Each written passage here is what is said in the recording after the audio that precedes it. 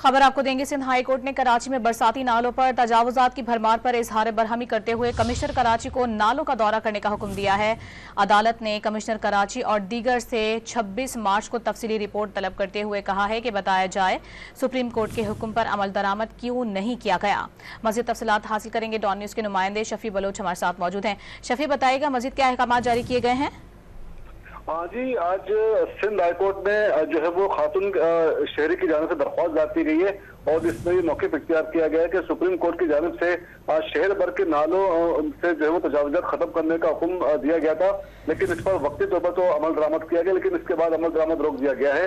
और आज भी शहर के जो बड़े बरसाती नाले हैं वहाँ पर तजावुज़ात की भरमार है, लेकिन इसके खिलाफ शहरी इदारों की जानिब से कोई कार्रवाई नहीं की जा रही और इस पर अदालत ने शहरी इदार और मुतल्लिका इदारों पर सरबराही का इजहार किया और अदालत ने कमिश्नर कराची को हुक्म जारी किया कि वो फौरी तौर पर जाके तमाम छोटे बड़े बरसाती नालों का खुद दौरा करे और इसके साथ साथ जो दरख्वास्त गुजार है उन्हें भी हिदायत जारी की है कि वो भी इस दौरे में शामिल हो।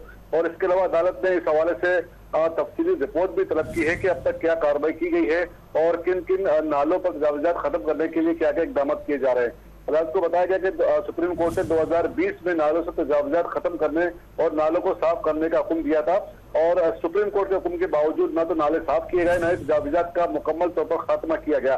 सुप्रीम कोर्ट के अहकाम पर अमल दरामद न किया गया तो इस पर जो है वो सिंध हाई कोर्ट से रुजू किया गया और तमाम इदारों को पाबंद करने की इस्तदा की गई है कि वो मानसून से कबल ही तमाम नालों की सफाई करे और इन तजावुज़ात के खात्मे के लिए जो है फौरी इक़दाम करे। जी, बहुत शुक्रिया आपका शफी, तफसीलात से आगाह करने के लिए।